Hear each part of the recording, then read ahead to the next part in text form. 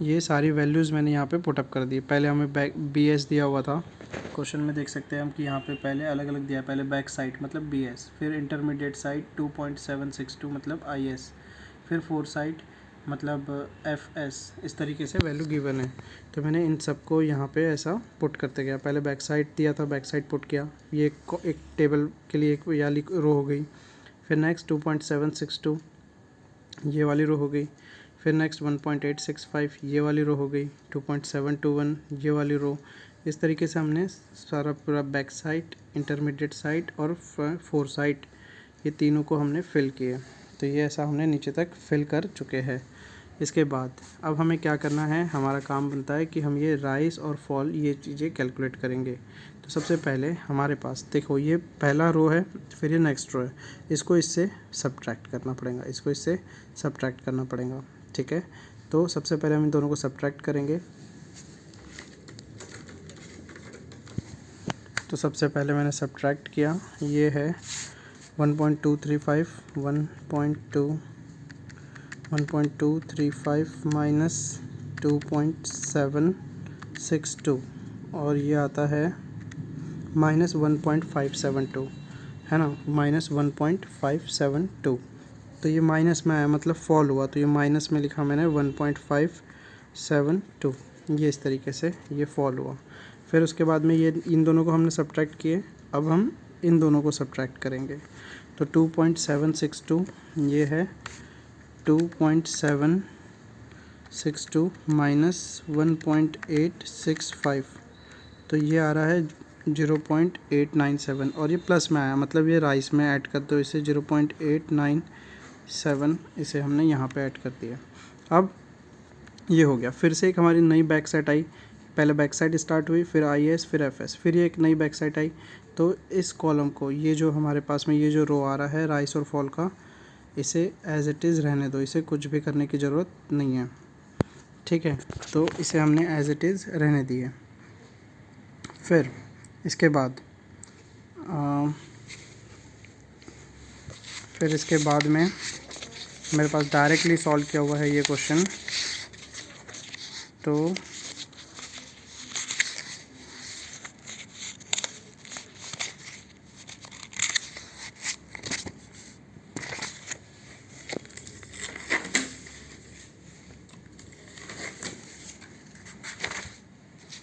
ये directly solve किया हुआ क्वेश्चन है जो कि मैं तुमको दिखा रहा हूँ अब डायरेक्टली। जैसे कि इसमें भी वही रीडिंग है, इसमें भी यही रीडिंग है। तो ये है 1.235, मैंने यहाँ पे भी सेम वही सारी रीडिंग्स यहाँ पे पुटअप की हुई है। यहाँ पे जैसे राइस एंड फॉल आया वैसा ही राइस एंड फॉल मैंने यहाँ पे भी कैलकुलेट किया हुआ है। पहले आ रहा था माइनस 1.572, यहाँ पे भी मैंने राइस एंड फॉल निकाला है। तो ये डायरेक्ट सॉल्व किया हुआ है जिसे मैं एक्सप्लेन कर दे रहा हूँ। तो अब यहाँ पे ये जो क्वेश्चन है, पहले हमने 1.235 माइनस किए 2.762 और हमारे पास माइनस करने के बाद आया माइनस 1.572, तो हमने यहाँ पे फॉल में लिख दिए, क्यों, क्योंकि हमारा माइनस में आया। फिर उसके बाद नेक्स्ट ये जो है 2.762 माइनस किए हमने 1.865, इसको माइनस करने के बाद में हमारे पास आंसर आया 0.897 जो कि प्लस में था। प्लस में होने की वजह से मैंने इसे राइस में लिख दिया, क्यों, क्योंकि पॉजिटिव आंसर था। तो पहले ये माइनस में आया था इसलिए फॉल में लिखा, जो प्लस में आया था इसलिए उसे मैंने राइस में लिखा। ये हो जाने के बाद ये एक नई बैक साइड है, ये पहली बैक साइड ये थी, दूसरी बैक साइड ये है, इसीलिए हम 1.865 जो है इससे हम इसको माइनस नहीं करेंगे, हम इसको इससे माइनस नहीं करेंगे। क्यों, क्योंकि एक नई बैक साइड है, तो हम इस रो को एज इट इज़ रहने देंगे। यहाँ पे ये ऐसा कुछ भी हमें फिल नहीं करना है। फिर उसके बाद ये जो 2.721 है इससे हम माइनस करेंगे 3.185 को, 2.721 को माइनस करेंगे 3.185 और आंसर आता है माइनस 0.464। माइनस है इसलिए फॉल में लिख दिए। ये हो जाने के बाद नेक्स्ट 3.185 को हम इससे माइनस करेंगे क्या, नहीं, क्योंकि ये फिर से एक और नई बैक साइड है, बी एस है, एक नया बी एस की वैल्यू है, तो इससे हम इसको माइनस नहीं करेंगे, इससे इसको हम माइनस नहीं करेंगे। तो ये अगेन ये कॉलम भी हमारा, सॉरी ये रो भी हमारा एज इट इज़ ब्लैंक चले जाएगा, इसमें कुछ भी हम नहीं लिखेंगे। फिर ये नई वाली बी एस से हम इसको माइनस करेंगे 0.901 माइनस 1.028, इन दोनों को हमने माइनस किए, तो इनको माइनस करने के बाद में नेगेटिव आंसर आया -0.127। तो हमने इसे फॉल के इसमें लिख दिए, फॉल -0.127, ये इस तरीके से ये हो गया। फिर उसके बाद में हमारा नेक्स्ट ये हो जाने के बाद हम इसमें से इसको माइनस करेंगे, तो -1.028 माइनस तो यानी माइनस माइनस प्लस होगा 1.337, तो और आंसर आ रहा है 2.365। तो ये आंसर आने के आया हमारा प्लस में, इसलिए हमने इसे राइज में लिख दिए। फिर हमारे पास ये है, तो ये फिर इसमें से इसको माइनस करेंगे, मतलब -1 ऐसा लिखेंगे हम, -1.337 -1.158, माइनस माइनस ऐड होगा प्लस होगा, और ये आंसर हमारे पास में आया -2.495। अगेन माइनस में था इसलिए हमने इसे फॉल में लिखे। इसके बाद ये एक नई BS है, नई BS को हमें, नई BS का हमारे रो ऐसा कुछ भी नहीं लिखते हम। फिर उसके बाद पहले हमने इसमें से 2.713 में से माइनस किए 1.634, और हमारे पास आंसर आया 1.079। ये हो गया, प्लस में था राइज में लिखे। इसको हमने माइनस किए, हमारे पास आंसर आएगा क्या, नहीं। फिर ये नई BS है, इसको हम ऐसे ही छोड़ देंगे। इसको हमने इसमें से माइनस किए, है ना, इसको हमने इसमें से माइनस किए, नेगेटिव आंसर आया, फॉल में लिखे। इसको हमने इसमें से माइनस किए, पॉजिटिव आंसर आया, राइस में लिखे। इसको इससे माइनस किए और नेगेटिव आंसर आया, फॉल में लिखे। फिर इसको हमने इसमें से माइनस किए, हमारे पास पॉजिटिव आंसर आया, हमने राइस में लिखे। इसके बाद ये नई BS है, ये फिर से ऐसा पूरा ब्लैंक जाएगा। इसमें से हमने इसको माइनस किए, इसको माइनस किए, तो फिर हमारे पास ये आया, हमने राइस में लिखे। ये आ जाने के बाद हमने इसमें से इसको माइनस किए, फिर हमारे पास नेगेटिव आंसर आया, हमने फॉल में लिखे।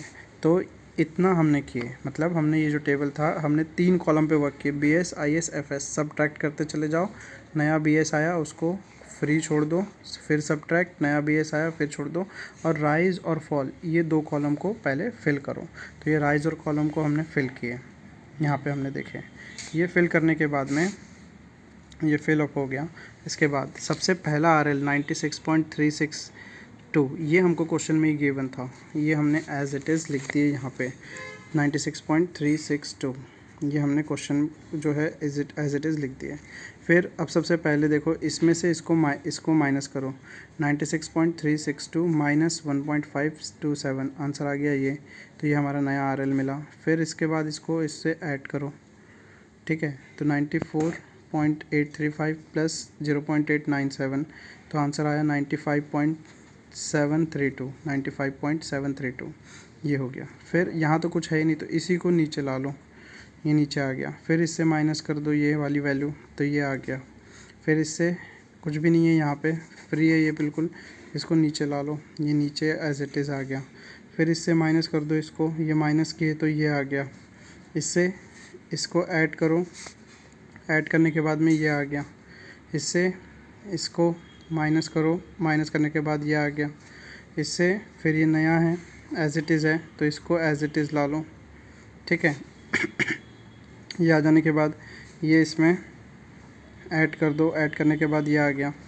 इससे ऐड करें हमने तो ये आ गया। इसके बाद ये फिर एज इट इज़ है, तो इसको नीचे ला लो, ये नीचे आ गया। इससे फिर ये माइनस कर दो, तो माइनस करेंगे तो ये आ गया। इसके बाद इसको इससे ऐड कर दो, ऐड करेंगे तो ये आ गया। इसके बाद इससे माइनस कर दो तो फिर ये आ गया, ठीक है। फिर इसके बाद ये वाला इससे इसको ऐड कर दो तो फिर ये आया। फिर ये एज इट इज़ यहाँ पे नीचे उतार लो, नीचे उतारने के बाद इधर ले लो, ठीक है, 0.478, तो ये नीचे आया। इधर ऐड करेंगे तो फिर ये 97 आया। फिर इससे इसको सब्ट्रैक्ट कर दो तो फिर ये आया। ये इतना आ जाने के बाद अब इसमें अरिथमेटिकल चेक परफॉर्म करेंगे। तो सबसे पहले summation BS minus summation FS। Summation BS मतलब ये सारी जो रीडिंग है स्टार्टिंग से इन सब को ऐड करो तो इतना आता है। फिर समीशन FS मतलब इन सब को ऐड करो, FS वाले कॉलम को, तो इतना आता है, और इनको सब्ट्रैक्ट करो, summation BS minus summation FS करो तो इतना आता है। फिर उसके बाद summation rise minus summation fall, rise का पूरा समीशन करो, है ना, समीशन फॉल का करो। फॉल में ये माइनस साइन को इंक्लूड नहीं करना, इसको प्लस ट्रीट करना, तुम्हारा आंसर इतना आएगा। और फिर उसके बाद में summation rise minus summation fall इतना आ जाता है। फिर last R L minus first R L करो। लास्ट आर एल ये है 96, ये लास्ट आर एल है, और फिर ये फर्स्ट आर एल है। ठीक है, अब उसके बाद ये सारी चीज़ें है रिमार्क की। तो रिमार्क में पहले पुट करो, पहला था, फिर है इंटरमीडिएट साइड मैनहोल ए। ये यहाँ पे हम देख सकते हैं कि यहाँ पे ये जो है मैनहोल ए लिखा हुआ है, तो यहाँ पे इसकी जगह पे TBM1 के बाद मैनहोल ए लिख दो। ये CP1 CP2 चला, फिर उसके बाद इंटरमीडिएट साइड CP2 ख़त्म हुआ, उसके बाद आया intermediate side footpath under canopy लिखना पड़ेगा यहाँ पे।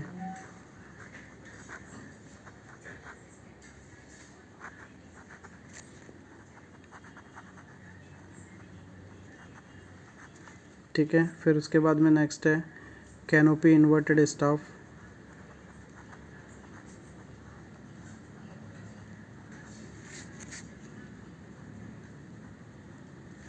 फिर CP4 चलेंगे, यहाँ तक CP4 है। CP4 के एक छोड़ने के बाद में है मैनहोल बी, फिर है मैनहोल सी, फिर उसके बाद में है नेक्स्ट जस्ट उसके बाद है फुटपाथ,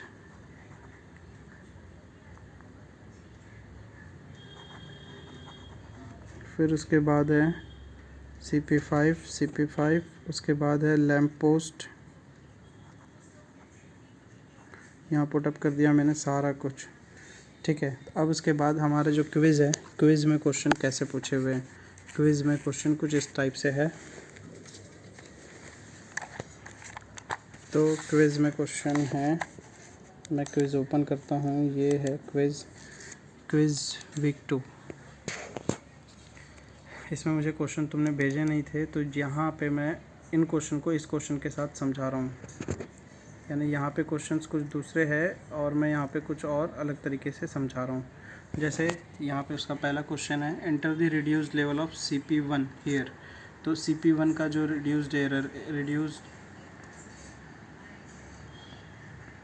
CP1 जो है उसने कहा enter the reduced level of CP1 year. Second question, enter the reduced level मतलब RL ऑफ CP2। तो CP1 और CP2 का RL हमको निकालना पड़ेगा। तो ये CP1 है, यहाँ पे इसका RL क्या है, ये है। तो ये यहाँ पे आंसर 95। CP1 का RL ये हो गया, CP2 का RL ये हो गया, कुछ इस तरीके से। फिर उसके बाद हम देख सकते हैं हमारा जो नेक्स्ट क्वेश्चन है,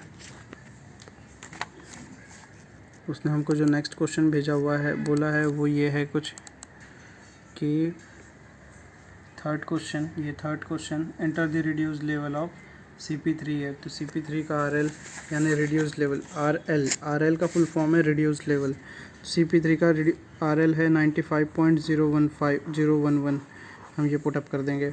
फिर उसके बाद नेक्स्ट क्वेश्चन है हमारे पास कि ये थर्ड है,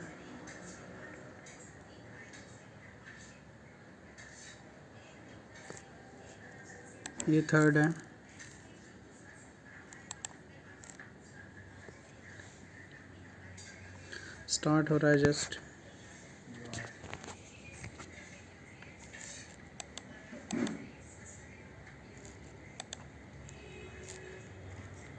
तो ये आया है, हम यहाँ देख सकते हैं उसने कहा है रिड्यूस्ड लेवल ऑफ MHA मतलब manhole A. Enter the reduced level of MH manhole A. तो मैन होल ए जो है वो ये है मैन होल ए। तो इसका रिड्यूस्ड लेवल इतना है और हम इसे इतना फिलअप कर देंगे। फिर उसके बाद में enter the reduced level of CP1 here. तो CP1 का रिड्यूस्ड लेवल तो ऑलरेडी हम फिलअप कर चुके हैं। इसके बाद है